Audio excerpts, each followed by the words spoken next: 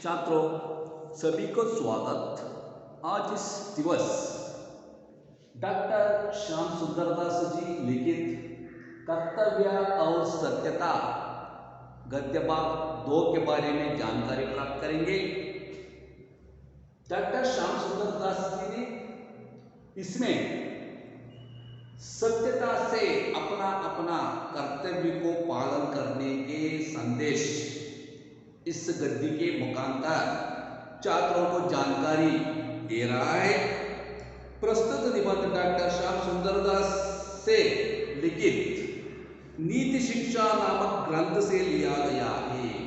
नीति शिक्षा ಎಂಬ ಒಂದು ಗ್ರಂಥದಿಂದ कर्तव्य और सत्यता इस गद्य को चयन किया गया है। ಆಯ್ದುಕೊಳ್ಳಲಾಗಿದೆ नीति शिक्षा ಎಂಬ ಒಂದು ಗ್ರಂಥದಿಂದ ಆಯ್ದುಕೊಳ್ಳಲಾಗಿದೆ। इस निबंध में लेखक ने हमें अपने कर्तव्य के प्रति निष्ठावान बनने के लिए कहा है। इस निबंध के मुखांतर सभी व्यक्ति अपने अपने कर्तव्य को निष्ठावान बनने के लिए प्रामाणिक रूप से कार्य करने के लिए प्रेरित किया है। सत्यता को खुले रूप में अपनाने का आग्रह करते हैं। झूठ बोलना, पाप कार्य करना, कायरता जैसी दुर्गुणों को छोड़कर सत्य मार्ग पर चलाने के लिए प्रेरित करते हैं। झूठ बोलना छोड़ना चाहिए, पाप कार्य करना छोड़ना चाहिए, कायर जैसी ಏಡಿತನ ದುರ್ಗುಣ ಇವುಗಳನ್ನೆಲ್ಲ ಬಿಡಬೇಕು, निष्ठावान ಆಗಬೇಕು, सत्यता से कार्य करना चाहिए। सत्य और कर्तव्य दोनों में घनिष्ठ संबंध है। सत्य ಮತ್ತೆ ಕರ್ತವ್ಯ ಇವೆರಡರ ನಡುವೆ संबंध ಇರೋದು ನಾವು ಕಾಣ್ತೀವಿ। घनिष्ठ संबंध। भाग 2 के बारे में छात्रों जानकारी प्राप्त करेंगे। देखिए, धर्म पालन करने के मार्ग में सबसे अधिक बाधा चित्त की चंचलता, उद्देश्य की अस्थिरता और मन की निर्बलता से पड़ती है। धर्म पालने ಮಾಡುವ ಸಂದರ್ಭದಲ್ಲಿ ಇವು ವಿಘ್ನ ಆಗಿವೆ। ಯಾವ್ಯಾವ? चित्त की चंचलता, चंचल स्वभावವನ್ನು ಬಿಡಬೇಕು, चंचलता को छोड़ना चाहिए। उद्देश्य की अस्थिरता और मन की निर्बलता पड़ती है। ಇವು ಮನಸ್ಸಿನ ನಿರ್ಬಲತೆ, ಚಂಚಲತೆ ಇವು ಧರ್ಮ ಪಾಲನೆ ಮಾಡಬೇಕಾದ್ರೆ ಅಡ್ಡಿಯನ್ನ ಮಾಡುವಂತವಾಗಿವೆ। मनुष्य के कर्तव्य मार्ग में एक और तो आत्म के भले और बुरे कामों का ध्यान और दूसरी ओर आलस्य और स्वार्थपरता रही है। उसके साथ आलस्य सोमारितनವನ್ನು ಬಿಡಬೇಕು, आलस्य उसको छोड़ना चाहिए। बस मनुष्य इन्हीं दोनों के बीच में पड़ा रहता है और अन्य में यदि उसका मन पक्का हुआ तो वह आत्म की आज्ञा मानकर अपने धर्म का पालन करता है। अपना धर्म को पालन करता है। अपना धर्मವನ್ನು ಪಾಲನೆ ಮಾಡಬೇಕು, ಸೋಮಾರಿತನವನ್ನು ಬಿಡಬೇಕು, ಚಂಚಲ ಸ್ವಭಾವವನ್ನು ಬಿಡಬೇಕು, ಮನಸ್ಸನ್ನು ಸ್ಥಿರವಾಗಿ ಇಟ್ಟುಕೋಬೇಕು। ಇದು ಧರ್ಮ ಪಾಲನೆ ಮಾಡಬೇಕಾದ್ರೆ ಇವು ಪ್ರೇರಣಾದಾಯಕವಾಗಿವೆ। ಇವು ಸೋಮರಿತನ ವಿಘ್ನ ಆಗಿದೆ ಧರ್ಮ ಪಾಲನೆ ಮಾಡುವ ಸನ್ನಿವೇಶದಲ್ಲಿ। यदि उसका मन कुछ काल तक द्विधा में पड़ा रहता तो दुविधा ಗೊಂದಲಕ್ಕೆ ಒಳಗಾಗ ಒಳ್ಳೆ ಮಾರ್ಗದಲ್ಲಿ ನಾವು ನಡಿಬೇಕು। स्वार्थपरता निश्चय उसे आ घेरेगी और उसका चरित्र गुणा के योग्य हो जाएगा। इसलिए यह बहुत आवश्यक है कि आत्मा जिस बात के करने की प्रवृत्ति दे उसे बिना अपना स्वार्थ सोचे झटपट कर डालना चाहिए। ऐसा करते करते जब धर्म करने की बात पड़ जाएगी तब फिर किसी बात का भय न रहेगा। स्वार्थपरता को छोड़ना चाहिए, स्वार्थತೆಯನ್ನು ಬಿಡಬೇಕು, अपना अपना कर्तव्य को अच्छी तरह प्रामाणिक रूप से सत्य से कार्य करना चाहिए. ತಮ್ಮ ತಮ್ಮ ಕರ್ತವ್ಯವನ್ನು ಸತ್ಯದಿಂದ ಪಾಲನೆ ಮಾಡಬೇಕು. ಸ್ವಾರ್ಥ ಅನ್ನು ಬಿಡಬೇಕು. देखो इस संसार में जितने बड़े बड़े लोग हो गए हैं इस संसार में ಅಂದರೆ ಈ ಪ್ರಪಂಚದಲ್ಲಿ ಸಮಾಜದಲ್ಲಿ ಅನೇಕ ದೊಡ್ಡ ದೊಡ್ಡ ವ್ಯಕ್ತಿಗಳು ಬಂದು ಹೋಗಿದ್ದಾರೆ.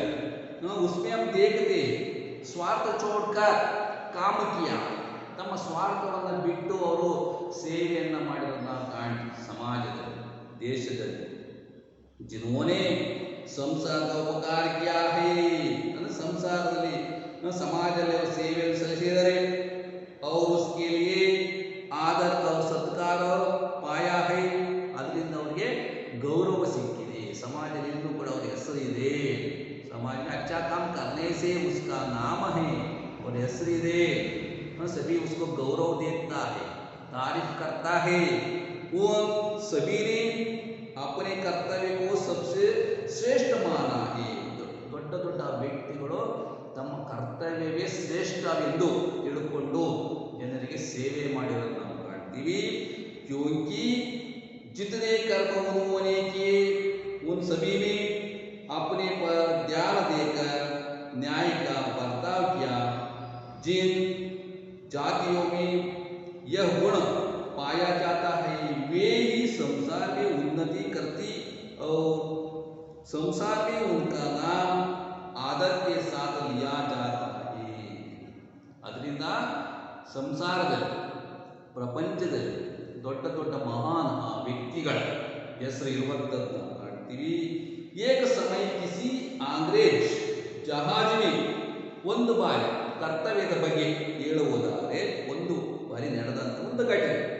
एक समय किसी अंग्रेज जहाज में जब वो बीच समुद्र में था ಒಂದು ಬಾರಿ ಸಮುದ್ರದಲ್ಲಿ ಬ್ರಿಟಿಷಿನವರು ಇಂಗ್ಲಿಷಿನವರು ಸಮುದ್ರದ ನಡುವೆ ಹೋಗುವ ಸನ್ನಿವೇಶದಲ್ಲಿ ಸಮುದ್ರ ಮೇತ ಏಕ ಚೇರು ಹೋಗಯ ಆ ದೊಡ್ಡ ಹಡಗಿನಲ್ಲಿ ಸಮುದ್ರದ ಮಧ್ಯೆ ಹಡಗಿನಲ್ಲಿ ಒಂದು ರಂಧ್ರವಾಗಿ ಮುಳುಗುವ ಸಂದರ್ಭ ಉಂಟಾಯಿತು. ಚೇತ मतलब ರಂಧ್ರ ಅಥವಾ ದೋಷ. उस पर बहुत सी स्त्रियां और पुरुष थे. वो जहाज में बहुत बच्चों और स्त्री महिಳೆಯರಿದ್ರು ಮಕ್ಕಳಿದ್ರು. उसके बचाने का पूरा पूरा उद्योग किया गया. ಅವನ್ನೆಲ್ಲ ಉಳಿಸ್ಬೇಕಾಯಿತು. ಆ ರಂಧ್ರದ ಮುಖಾಂತರವಾಗಿ ನೀರು ತುಂಬಿಕೊಂಡು ಮುಳುಗುವ ಸಂದರ್ಭ ಉಂಟಾಯಿತು. वो पानी भरकर डूबने का संदर्भ हुआ था जहाज. उस संदर्भ में उसमें पुरुष समय पालन करता है.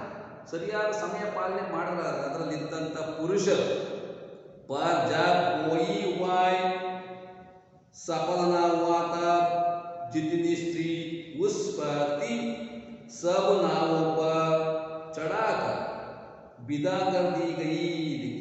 ಆ ಸಂದರ್ಭದಲ್ಲಿ ಸಮಯ ಪದ್ಧತಿಯಿಂದ ಹಡಗಿನಲ್ಲಿದ್ದಂಥ ಪುರುಷರು ಒಂದು ಸಣ್ಣ ಸಣ್ಣ ದೋಣಿಯಲ್ಲಿ ಅವರನ್ನು ಮಹಿಳೆಯರನ್ನ ಮಕ್ಕಳನ್ನ ಬಚಾವ್ ಮಾಡ್ತಾರೆ. उसको लेकर जाता ಕರ್ತವ್ಯ ಪಾಲನ ಕರ್ತೆ. ಅವರಲ್ಲಿ ಕರ್ತವ್ಯ ಸಮಯದ ಬಗ್ಗೆ ಪ್ರಜ್ಞೆ ಇದೆ. ಬ್ರಿಟಿಷರು ಆ ಹಡಗಿನಲ್ಲಿ ಹೋಗುವ ಸನ್ನಿವೇಶದಲ್ಲಿ ಬಿದಾಕರ್ दी गई और जितने मनुष्य उस पोत पर बच गए.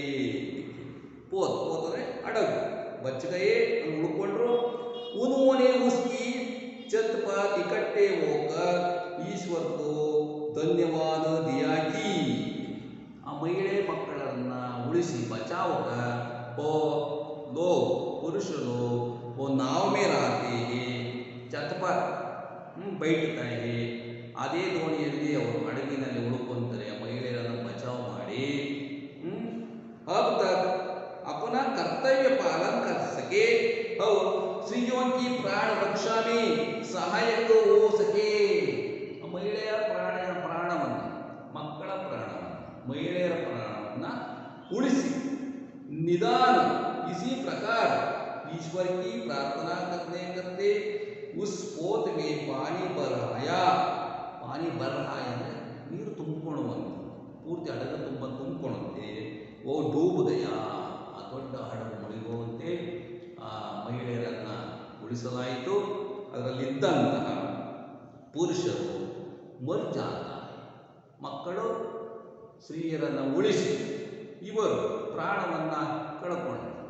उसमें कर्तव्य हम देखते हैं, कर्तव्य निष्ठा हम देखते थे, पर वे लोग अपने स्थान पर जो कि क्यों खड़े रहे, उन्होंने अपने प्राण बचाने का कोई उद्योग नहीं किया.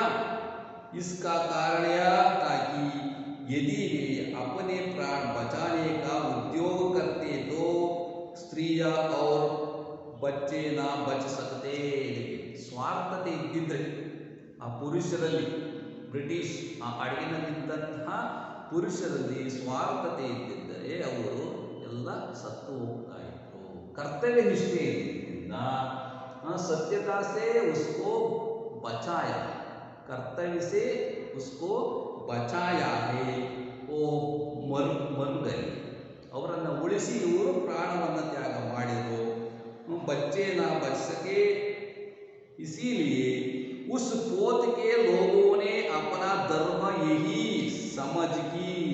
ಆ ಪೋತ್ ಹಡಗಿನಲ್ಲಿದ್ದಂತಹ ಆ ಪುರುಷರು ತಮ್ಮ ಧರ್ಮವನ್ನು ಅರ್ಥ ಮಾಡಿಕೊಂಡು ಅದರಲ್ಲಿದ್ದಂಥ ಜನರನ್ನು ಉಳಿಸಿ ಬಚಾವ್ ಮಾಡಿ ಇವರು ಪ್ರಾಣವನ್ನು ಕಳ್ಕೊಂಡ್ರು. अपने प्राण देकर स्त्रियों और बच्चों के प्राण बचाने चाहिए. इसी के विरुद्ध ಇವರ ಕರ್ತವ್ಯ ನಿಷ್ಠೆಯನ್ನು ನಾವು ಕಾಣ. इसमें ब्रिटिश उस पोत ಬ್ರಿಟಿಷರಲ್ಲಿ ನಾವು ಕಾಣ್ತೀವಿ. ಆದರೆ ಇದೇ ಥರ ಇನ್ನೊಂದು घटನೆ आते फ्रांस देश में. इसी के विरुद्ध फ्रांस देश के रानी लोगों ने एक डूबते हुए जहाज पर ಇದೇ ಥರ ಆಗಿ ಮುಳುಗುವ ಸನ್ನಿವೇಶದಲ್ಲಿ डूबते हुए ಮುಳುಗು डूबना जहाज पर से अपने प्राण तो बचाए. अपने प्राण ಮುಳುಗುವ ಸನ್ನಿವೇಶದಲ್ಲಿ ಫ್ರಾನ್ಸ್ನಲ್ಲಿ ಒಂದು ಹಡಗಿನಲ್ಲಿ ಸಮುದ್ರ में डूबने के संदर्भ में उधर आने पुरुष ಅದರಲ್ಲಿದ್ದಂಥ ಪುರುಷರು ಸ್ವಾರ್ಥತೆಯಿಂದ ತಾವು ಬಚಾವ್ ಆಗಲಿಕ್ಕೆ ಹೋಗ್ತಾರೆ. ಅದರಿಂದ ಅದರಲ್ಲಿದ್ದಂಥ ಮಹಿಳೆಯರು ಎಲ್ಲರೂ ಕೂಡ ಪ್ರಾಣವನ್ನು ಕಳ್ಕೊಳ್ಳುತ್ತಾರೆ.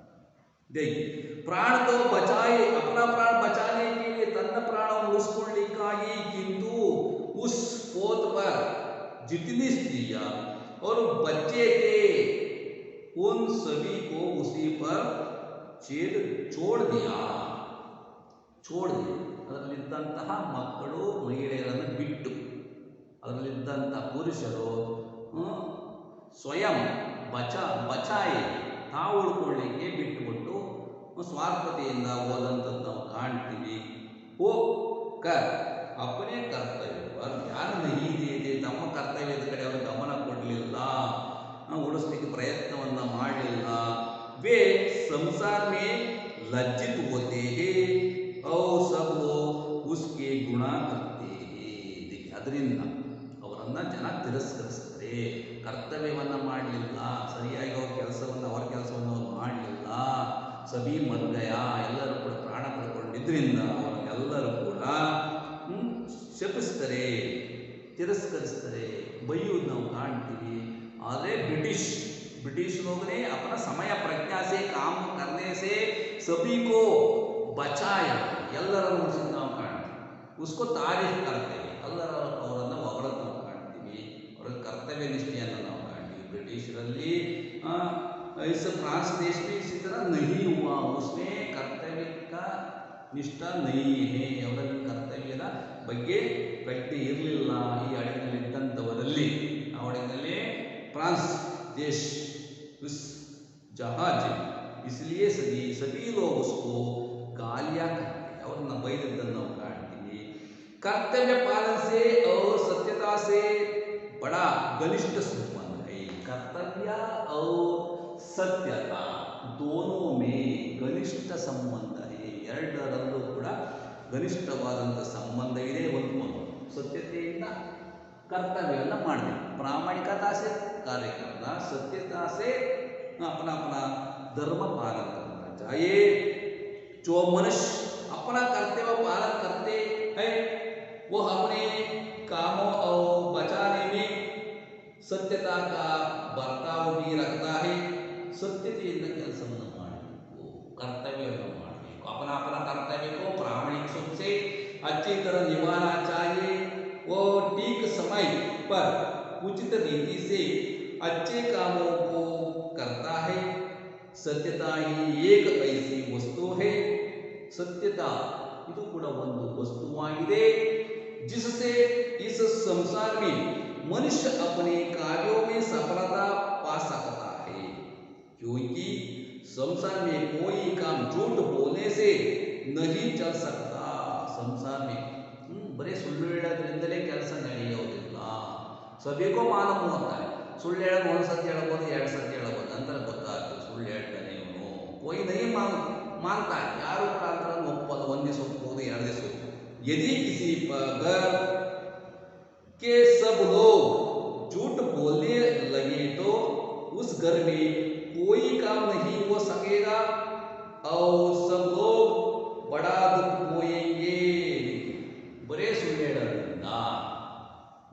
झूठ बोलने से एक ना एक दिन मुश्किल पड़ जाता है, दुख बोएंगे, ಒಂದಲ್ಲ ಒಂದು ದಿವಸ ದುಃಖ ಅನುಭವಿಸಬೇಕಾಗುತ್ತೆ। ಬರೀ ಸುಳ್ಳು ಹೇಳೋದ್ರಿಂದ ಕಷ್ಟಕ್ಕೆ ಸಿಗಾಕೊಳ್ಬೇಕಾಗುತ್ತೆ।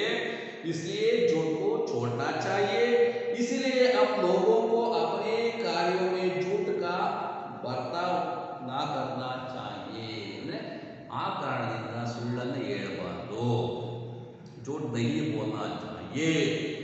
एक झूठ बचाने के लिए 2, 3, 4 इस तरह 100 झूठ बोलना चाहिए। ಒಂದು ವರ್ಷಕ್ಕೆ 2 ಸುಳ್ಳು, 3 ಸುಳ್ಳು, ಈ ತರ 100 ಸುಳ್ಳು ಹೇಳಬೇಕಾದ್ರೆ ಸುಳ್ಳು ಮುಚ್ಚಲಿಕ್ಕೆ। इसलिए झूठ को छोड़ना चाहिए। अतः वो सत्यता को सबसे ऊंचा स्थान देना उचित है। ಇದರಿಂದ ಸಮಾಜದಲ್ಲಿ ಸತ್ಯಕ್ಕೆ ಎತ್ತರವಾದಂಥ ಸ್ಥಾನವನ್ನು ಕೊಡಲಾಗಿದೆ। ऊंचा का मतलब ಎತ್ತರವಾದಂಥ ಸ್ಥಾನವನ್ನು ಕೊಡಲಾಗಿದೆ। संसार में जितने पाप है झूठ उन सबों में बुरा है। झूठ की उत्पत्ति पाप, झूठ की उत्पत्ति पाप, ಸುಳ್ಳು ಹೇಳೋದ್ರಿಂದ ನಾವು ಕಷ್ಟವನ್ನು ಅನುಭವಿಸಬೇಕಾಗುತ್ತೆ, ಪಾಪವನ್ನು ಅನುಭವಿಸಬೇಕಾಗುತ್ತೆ। झूठ की उत्पत्ति पाप, कुटिलता और कायरता के कारण वो होती है। ಏಡಿತನದಿಂದ ಸುಳ್ಳು ಹೇಳೋದು ನಾವು ಕಾಣ್ತೀವಿ, ತನ್ನ ಸ್ವಾರ್ಥಕ್ಕಾಗಿ ಸುಳ್ಳು ಹೇಳೋದು ನಾವು ಕಾಣ್ತೀವಿ। ಅಪ್ಪನ ನಾವು ಕಮಾನಿಯಕ್ಕೆ ತಾನು ಹೆಸರು ಗಳಿಸಲಿಕ್ಕಾಗಿ ಇನ್ನೊಬ್ಬರ ಮೇಲೆ ಆರೋಪ ಮಾಡೋದು, ತಾವು ಕೊಡೋದಕ್ಕಾಗಿ ಇನ್ನೊಬ್ಬರ ಮೇಲೆ ಆರೋಪ ಮಾಡುವಂಥದ್ದು झूठ की उत्पत्ति पाप है। बहुत से लोग सच्चाई का इतना थोड़ा ध्यान रखते हैं कि अपने सेवकों को स्वयं झूठ बोलना सिखाता है, पर उनकी इस बात पर आश्चर्य करता और खुद न होना चाहिए जब उनके नौकर भी उनसे अपने लिए झूठ बोले। देखिए, मालिक झूठ बोलने से नौकर भी झूठ बोलता है। ಮಾಲೀಕ ಸುಳ್ಳು ಹೇಳೋದ್ರಿಂದ ಆತನ ಕೆಲಸಗಾರನು ಕೂಡ ಸೇವಕನು ಕೂಡ ಸುಳ್ಳು ಹೇಳೋದು ನಾವು ಕಾಣ್ತೀವಿ ಸ್ವಾರ್ಥಕ್ಕಾಗಿ। इस तरह इसलिए झूठ को छोड़ना चाहिए। बहुत से लोग नीति और आवश्यकता के बहाने झूठ की रक्षा करते हैं। वे कहते हैं कि इस समय इस बात को प्रकाशित ना करना और दूसरी बात को बनाकर कहना नीति के अनुसार समयानुकूल और परम आवश्यक है। फिर बहुत से लोग किसी बात को सत्य सत्य कहते हैं। ಕೆಲವರು बहुत लोग सत्य सत्य कहते हैं, ಸುಳ್ಳನ್ನೇ ನಿಜದ ರೀತಿಯಲ್ಲಿ ಹೇಳೋದು ನಾವು ಕಾಣ್ತೀವಿ। कि जिससे सुनने वाला यह समझने की यही बात सत्य नहीं। ಸುಳ್ಳು ಕೇಳಿಸ್ಕೊಳ್ಳೋದು ಗೊತ್ತಾಗುತ್ತೆ, ಓ ಇದು ಒಂದು ಸುಳ್ಳು ಹೇಳ್ತಾರೆ, ಒಂದು ದಿವಸ ಗೊತ್ತಾಗುತ್ತೆ ಹೇಳ್ತಾನೆ, एक दिन कहते हैं, दूसरा दिन कहते हैं, तीसरा दिन वो झूठ बोल रहा है, मालूम होता है, ಕೇಳಿಸ್ಕೊಳ್ಳೋನಿಗೆ ಓ ಇವನು ಸುಳ್ಳು ಹೇಳ್ತಾ ಇದೆ ಅಂತ ಗೊತ್ತಾಗುತ್ತೆ। ಒಂದಲ್ಲ ಒಂದು ದಿನ समझ यही बात सत्य नहीं, ಇದು ಸತ್ಯ ಅಲ್ಲ ಅಂತ ಒಂದು ಗೊತ್ತಾಗುತ್ತೆ. वरा इसका उलट सत्य होगा. इस प्रकार से बातों का कहना झूठ बोलने के पाप से किसी प्रकार कम नहीं है. संसार में बहुत से ऐसे भी नीच और कुत्सित लोग होते हैं. इतर ಸಂಸಾರದ ಪ್ರಪಂಚದಲ್ಲಿ ಇಂಥ ಕೆಟ್ಟ ಜನರನ್ನು ನಾವು ಕಾಣಬಹುದಾಗಿದೆ. झूठ बोलने में अपनी ಚತುರಾಯಿ ಸಮझते हैं. ಒಬ್ಬರು ನಮ್ಮ ಚಾತುರ್ಯ ಅಂತಲೇ ತಿಳ್ಕೊಂಡು ಸುಳ್ಳು ಹೇಳೋದೇ ನಮ್ಮ ಚಾತುರ್ಯ, ನಾನು ಹೇಳೋದೇ ಎಲ್ಲ ನಂಬ್ತಾರೆ, चातुर्य समझता है, बुद्धिವಂತಿಕೆ ಅಂತ ತಿಳ್ಕೊಳ್ತಾರೆ. और सत्य को छिपाकर धोखा देने या झूठ बोलकर अपने को बचा लेने में ही अपना परम गौरव मानते हैं. अपने बचाव उन्हें ತಾನು ಉಳ್ಕೊಳ್ಳಿಕ್ಕೆ ಇನ್ನೊಬ್ಬರ ಮೇಲೆ ಆರೋಪ ಮಾಡುವಂಥದ್ದು, ಸುಳ್ಳು ಹೇಳುವಂಥದ್ದು, झूठ बोलते हैं. ऐसे लोग ही समाज को नष्ट करके दुख और संताप के फैलाने के मुख्य कारण होते हैं. इस तरह झूठ बोलने से एक दिन दुख भोगते हैं, कष्टಕ್ಕೆ ಅವರು ಒಳಗಾಗ್ತಾರೆ. इस प्रकार झूठ बोलना स्पष्ट न बोलने से अधिक निंदित और कुत्सित कर्म है. झूठ बोलना और भी कई रूपों में देखा पड़ता है. ಸುಳ್ಳು ಹೇಳೋದು ಅನೇಕ ರೂಪಗಳಲ್ಲಿ ನಮಗೆ ಗೊತ್ತಾಗುತ್ತೆ, ಮಾಲೂಮ್ ಹೋತಾ. जैसे चुप रहना, ಸುಮ್ಮನಿರುವಂಥದ್ದು, किसी बात को बढ़ाकर कहना, ಸಣ್ಣ ಸಣ್ಣ ವಿಚಾರವನ್ನು ಹೊಗಳಿ ಹೇಳುವಂಥದ್ದು, किसी बात को छिपाना, ಅನೇಕ ವಿಚಾರಗಳನ್ನು ಮುಚ್ಚಿಡುವಂಥದ್ದು, भेद बदलना, झूठ मूठ दूसरों के साथ हाँ में हाँ मिलाना, ಇನ್ನೊಬ್ಬರನ್ನು ಒಳಗೂಡಿ ಮಾತಾಡುವಂಥದ್ದು, ಇನ್ನೊಬ್ಬರು ಹೇಳಿದಂಥದ್ದಕ್ಕೆ ಪ್ರೇರಣೆಯನ್ನು ಮಾತಾಡುವಂಥದ್ದು, प्रतिज्ञा करके उसे पूरा ना करना और सत्य को ना बोलना इत्यादि. ಎಂದು ಕೂಡ ಸತ್ಯ ಹೇಳಬೇಕು, ಬರೇ ಸುಳ್ಳು ಹೇಳುವಂಥದ್ದು. जबकि ऐसा करना धर्म के विरुद्ध. इस तरह झूठ बोलना धर्म का विरुद्ध है, हमारा धर्म का विरुद्ध है. तब ये सब बातें झूठ बोलने से किसी प्रकार कम नहीं है. फिर ऐसे लोग भी होते हैं जो मोह देगी बातें बनाया करते हैं, परंतु करते वही काम है जो उन्हें रुचता है. झूठ बोला, सुಳ್ಳು ಹೇಳೋದೇ ಅವರಿಗೆ अभ्यास ಆಗಿಬಿಡುತ್ತೆ. ಕೆಲವು सच नहीं कहता है. ऐसे लोगों मन में समझते हैं कि सबको कैसे मूर्ख बनाकर हमने अपना काम कर लिया है.